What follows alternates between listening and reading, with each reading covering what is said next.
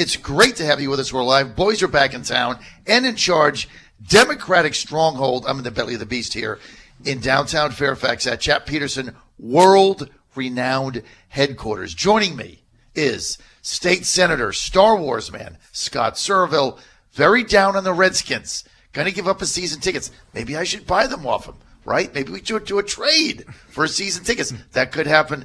He's very down on the Redskins. Also, at Not Larry Sabato, tweet fame, is Ben Tribbett, long-noted Democratic consultant, and also Ben nailed the 2017 election, getting on my show day of, on our election show, predicting Ralph Northam would win by 10, and that the Democrats would pick up 11 to 15 seats. He's the only one that nailed it. We all made fun of him at the time, but hey, he had the last laugh, no doubt.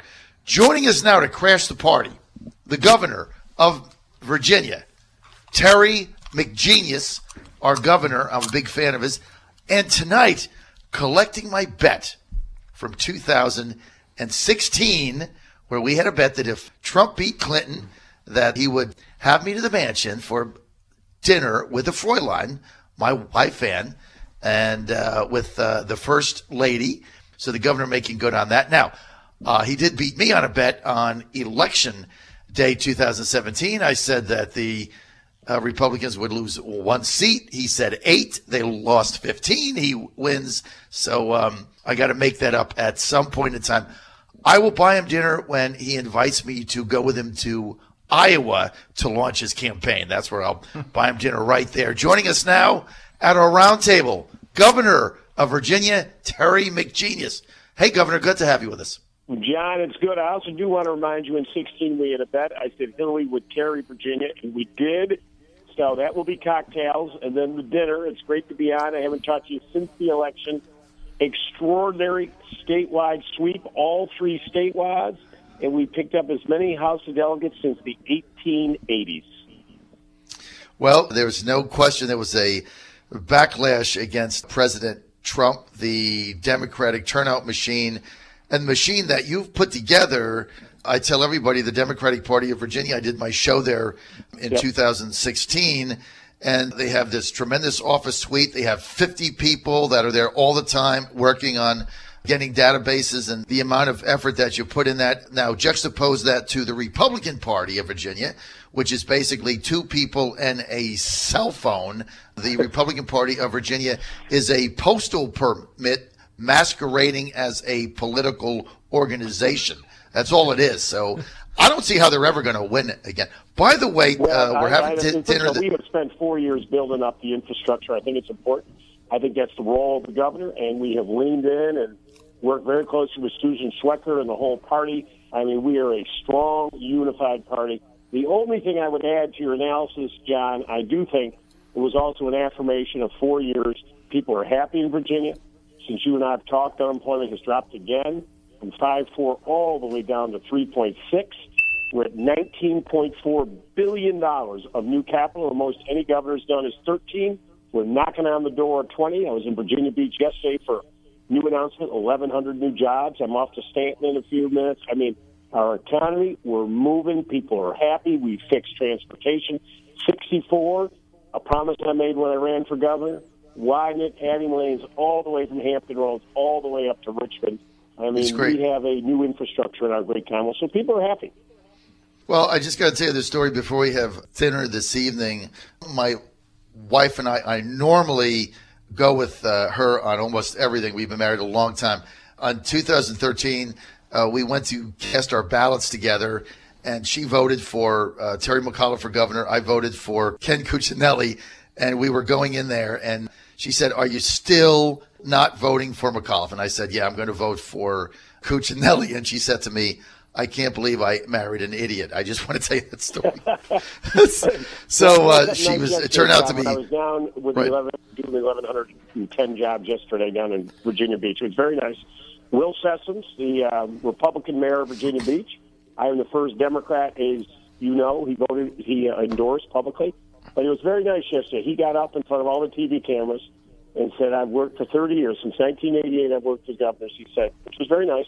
He said, this is the best governor I've ever worked with, which really was very nice because 4 years later, all the promises we made, we have actually done. And it's nice for a politician to actually do what they say they're going to do. So I appreciate the great support that Will Sessoms, but, you know, we've made a lot of great, and it's been great teamwork, 110,000 great state employees, and, you know, everybody's leaned in. We're a different state.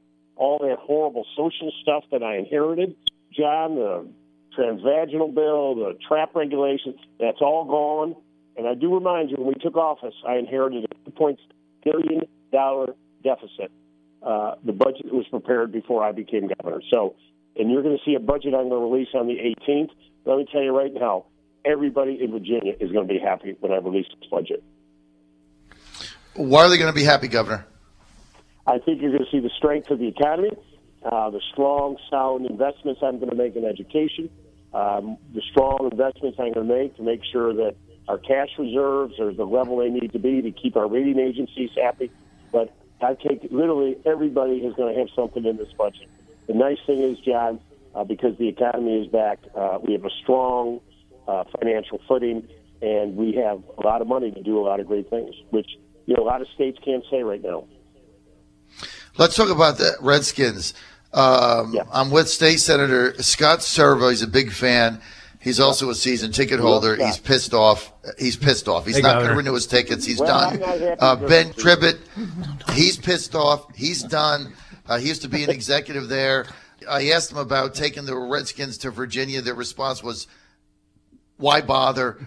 What do you think of the whole thing? That's not what was well, I am very unhappy. I watched the game the other night. I just, for the life of me, the Dallas game. I tell you, it was just pitiful to watch. But, you know, for me, everything comes down to economic development. If we can structure a deal with zero taxpayer dollars in it and can become a big economic driver, of course, as I do on every project we look at, we should always look at it how we build that new Virginia economy. And, you know, we are the biggest state without a sports team, a professional sports team, but what's the economic driver around it, the development, all that. But you can put a structure together like the new LA stadium was done, not a penny of taxpayer money. You do developments around it, you know, that may make sense for the Commonwealth. Well, actually, they do want the Redskins to come to Virginia. I was just being facetious. Ben, look, you were there. You were on the inside. You were an executive there. You were not on the inside. You were not an executive there. Scott, do you think it makes sense or not? I think we have space out in Loudoun County near Metro to do it. I mean, I think it has, if it's going to be done, it has to be done near mass transit. And I think taxpayer involvement, and it's going to be really hard to sell to the legislature. You know, Governor Wilder tried to do that back in the 90s, and it didn't go anywhere. It was, I think he wanted to put like $150 million or something of tax dollars in, and the legislature had a real bad reaction to that. But Loudoun County, I think, is the only place we could do it in Virginia that has the transportation infrastructure that could actually handle it, and it's actually a lot of the fan base is over here in Northern Virginia. So I think there is some logic to that. So could you do that without taxpayer dollars? I don't know. I'm actually interested to hear that. I don't know how other states have done. Certainly, governors, you know, been studying other options, and if that could be done, I think that would be intriguing. FedEx Field is awful. It's an awful experience. It's awful to get in and out of. The parking lots are all spread out. There's no way to use transit to get there, and that's part of why the game day experience there is so bad right now. Is the stadium. So if that could be improved, you know, who knows? Maybe I will keep my tickets. All right, well, Governor, Dominion Power is now proposing an opportunity to, I guess, what would you say it, Senator Servo, restructure the rate deal that was made in 2015. Yeah. Governor, you want to weigh in on that? And it should be restructured. They got a rate freeze, which passed the legislature that was veto-proof. That basically said they're going to hold the rates where they are because of the cost of the Clean Power Plan. Well, the Clean Power Plan did not happen, so why should the rates be frozen? Couldn't agree more. So you're in favor of that. Let's look at Medicaid expansion here going forward. I know you fought the battle for it. I was on the other side. Now you've been able to at least turn me. I don't know if any Republicans have switched on it, but what are the chances of getting Medicaid expansion done now in the 2018 General Assembly in your view, based on the fact that Obamacare is not going away, they couldn't replace it, they couldn't repeal it, and even when they attempted to, those states that had expanded Medicaid, that money was protected in perpetuity. So it doesn't make any sense for Virginia not to take the money now. Well, it's been proven out. 4 straight years. And listen, when I ran for governor during the governor-elect term, Bill Howell, the speaker, said that it will never pass the House as long as he's speaker. Well, he's now gone, and we have lost $10.5 billion. And as you know, I had structured a deal. I got a waiver out of Washington that we could bring the money back.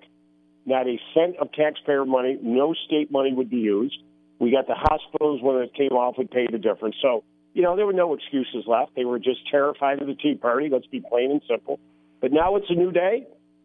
We have at least 49 Democrats in the general and in the House of Delegates. And we had 2 Republicans who voted for Medicaid expansion last year. They are still in the House of Delegates. So it's going to pass. And I will be very clear, I'm going to put it in my budget. And we either take this money, free money, we either take it, or if you take it out of the budget, then you're going to have to raise taxes, or you're going to have to cut education, or you're going to have to take money out of what is needed for our cash reserve, for our financial solvency for the rating agency. So they're not going to have much of a choice in the upcoming General Assembly. But as I say, 49 Democrats, we've already got 2 Republicans to vote for it. In the Senate, there are already senators who've already said they would vote for it. So I predict it's going to pass this session. I would like to convey to Senator Searleville and others, let him not play some game and, play some trick and say, well, let's study it a little more, or let's get rid of the Stanley Amendment. It is time to do it. We got the votes. We lose $6.6 million a day, $2.2 billion a year. We do not have the luxury of foregoing this money. When I have an opiate crisis, a mental health crisis, we need this money. It's our money. Our neighbors in West Virginia, in Kentucky, in Maryland, they've all done it, and it's not going away. Stop being afraid of the Tea Party. Stand up and show leadership. John, the governor has been a real leader on this, and it's really unfortunate because we've been close twice to getting this. First of all, back in 2013, when we did the transportation deal, that was the first year we had to expand Medicaid, and there was talk about tying the 2013 transportation bill to Medicaid expansion, and we got this Merck thing that people promised was going to get us to Medicaid expansion, and that's how a lot of people got sold to break those apart, and it was unfortunate because we could have done it back in 2013 under Governor McDonnell. Governor McAuliffe was, I think, close to getting it done. Yep. He got within about maybe 2 or 3 weeks, and then Senator Puckett happened. And Phil Puckett caused Virginia Medicaid expansion. Right, and we could have had it back then. And with what just happened on election day, I think we're about to get there. And I tell you, if we get this done, it will free up $200 million of taxpayer dollars that Virginia taxpayers are currently paying, that the federal government will now pay, that we'll get to keep here in Virginia and spend here. I have 23,000 constituents in my district, wealthy Northern Virginia district, that people say is wealthy, that are currently getting their health care from Medicaid. Most of them are children. Every one of those kids have parents that don't have health insurance. Every one of those parents, well, most of them, will get health care under this, which will be huge. They say it'll create 30,000 jobs across the state. That's about 700-800 per senator. So, this has real benefits to Virginia. We need to get it done. I am. But the one thing, when our senator mentioned the transportation bill, they almost linked it. They should have done it. But unfortunately, they also linked it to the Marketplace Fairness Act, which is the Internet sales tax, which was going to generate revenue. That has never occurred. And I now have a $165 million hole in my transportation budget because through voodoo mysteries that go on in legislative making, they said that this income would come from the Marketplace Fairness. That never passed Congress. So we're going to have to deal with that issue. So the hocus pocus they played in 2013 is now coming home to cause us problems. I wish they had done Medicaid expansion then, and as I say, we would have had $10.5 billion to play with. Vice President of the country for President Trump, Mike Pence, a big supporter of the president, he got Medicaid expansion done in Indiana, and people are saying that, he's one of the premier conservatives in the country. So he got it done in Indiana. Indiana's going fine.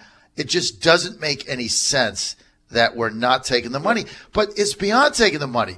We've also got 400,000 hardworking Virginians that are caught in the middle between not earning the income in order to be able to buy insurance. They earn more than they can get the 70 or 80 or 90% subsidy in Obamacare. So they have a job, but they're not earning enough. So they're left out of the system. They would be covered. I mean, that is a good thing, not a bad thing. That's a great thing. And so to me, the argument is gone. A healthy workforce. And as I say, I compete. Look, makes no sense. Maryland, I compete just doesn't make any sense. West Virginia, I compete against Kentucky. They have a healthier workforce because all of their people are covered. And the listeners should understand, you have to pay these in taxes. You don't have an option on it. We're just saying, we don't have to pay, but we don't want the money back. And as I say, this is the dumbest thing I've ever heard. I come from a business background. You give me an option, I got to put money in, but I get 100% back, and I'm going to say no. People ought to have their heads examined. It doesn't make any sense. And the moral issue of 400,000 people, unfortunately, the sad part about this is there are people dead today. They have died in my 4 years because they didn't get the mammogram, they did not get the cancer screening early detected, which we would have been able to do had we had Medicaid expansion. And unfortunately, they did not get the health coverage. They did not get screened, and they're not alive today. I mean, this is life and death. This isn't politics, and it's really unfortunate. And John, one other thing I guess we got about 5 minutes left. I want to thank the governor on before we get off is his leadership on Metro. That issue is going to come up this session, and there's probably not, this after Medicaid expansion, not another issue that's more important in Northern Virginia. When you look around Northern Virginia where all the construction cranes are, where all the development is, they're all around metro stations. There's a reason for that because all business wants to locate near metro stations. Yuppies want to live near metro stations. All the most competitive workers in the country want to live near metro stations. When Marriott was trying to figure out where to relocate their headquarters, one of their criteria was has to be near metro. Same thing with Amazon. And metro is a problem. It's a statewide problem that we need to solve. I know people downstate who are listening to your show probably go, why should I spend money on a Northern Virginia transit system? It pays for their schools. The income, the income tax revenue that we get out of Northern Virginia, we're getting these jobs in here because we have metro is huge for the rest of the state. And the governor I know has been stepping up trying to solve this problem, and we're going to have some movement on it hopefully in the next 60 days. So yesterday I did the press conference. So Virginia, we have laid out our plan. I have dedicated sustainable funding in the budget. We're not having to raise taxes to do it, which is good news for everybody. We need a reform commission. That's what Secretary Gabriel Hood. We're not going to put this money up to the existing 16-person board, which is very dysfunctional. It just doesn't work. We need leadership, and as Senator Servo said, this is a gigantic economic driver, $25 billion of new economic activity around the new metro stop. So this affects the entire Commonwealth, and we have done it in Virginia. It is now time for the District of Columbia. It is now time for Maryland to quit kicking the can down the road. It is time to act. And the good news is, as you can see in the Washington Post today, they did from our press conference, Virginia has acted. We've done the responsible thing. And if the other jurisdictions don't act by July 1, then they are going to begin to cut service. And the second you cut service is the death spiral. And I can tell you there's places like Amazon and other companies are going to say, this is not a place I want to go to. This is a dysfunctional region, and we're not going there. Okay, I've got 2 more minutes, Governor Terry McAuliffe. Tell me about casino gambling. How do we finally get this done in Virginia? When Bill Howe was the speaker, I had him on my show 2013. I asked him about it, and he said, you'll get casino gambling over my cold, dead body. Well, now he retired, and things have changed. How do we get casino gambling in Virginia? And how do I get my racetrack back? And he is now gone. He said the same thing at Medicaid expansion. And here, listen, I've always supported. I've been fine with that. I mean, you look at what we do with our lottery today. I mean, let's not act like there's not gaming going on. Billions of dollars of economic activity in our Commonwealth. And the problem we now have is, as you know, in Maryland, right across 200 yards across the Potomac from Old Town Alexandria is the massive new casino that Maryland has, which is generating so much money for their schools every single day, bringing people in from all over the country now to go there. And we are not in West Virginia, as you know. Now, they have their facility over there. Once again, we're sitting here, and our dollars and tourism income are going to those other states. And I do now believe this is something that, with a new legislature, we just ought to look at every opportunity for revenue do it appropriately, like in the casino down in West Virginia. It's not for West Virginia residents. It's only for the tourists who come into the state. There's many ways we can do this. But, I mean, we ought to look at every source of revenue. I've got one more minute. What's the deal with the I-66 tolls? The new one, so 30 years, I-66, the most congested road in the United States of America. For 30 years, nothing had happened. It was difficult to get anything through Arlington. We now have a deal for the first time in 30 years to fix the worst road in the United States of America. And we now are going to have, for single drivers who are now prohibited by law from going on during rush hour, now can have a choice to go on. And you've seen the reports. The average speed was 56 miles an hour yesterday compared to 36 miles an hour 2 years ago. You have a choice. And you can go for free if you have two people in the car. So slug lanes have now formed. Finally, we're putting more money into the corridor. And I just broke ground, John, yesterday outside the Beltway, $3.7 billion project, 10 new lanes. And listen to this, John, $3.7 billion, not a penny of taxpayer money, not a cent. And they wrote us a check for $579 million the other day. I remind you, when I came into office, we had Route 460, $300 million spent by the prior administration on a road that never a shovel had been put in the ground, no permit had been applied for. The Midtown Tunnel deal, the worst deal I've ever seen. The Port of Virginia they stupidly put up for sale. That is all gone. Under this administration, we use other people's money to save taxpayer money, and it's one of the best transportation deals in the United States of America. Sounds like a great platform to take to Iowa and New Hampshire for the 2020 presidential campaign, of which I'm going to request that I get to be in bed with your campaign when you go out there and you run for president the first month. I'll take my show to Iowa. President, if it's a McAuliffe Fredericks ticket. And then we'll make Scott Servell Secretary of State. How's that? I could just tell you that President Trump doesn't want you to run for president because he's afraid you might be the nominee, and he thinks you're the only person that could give him a serious tumble.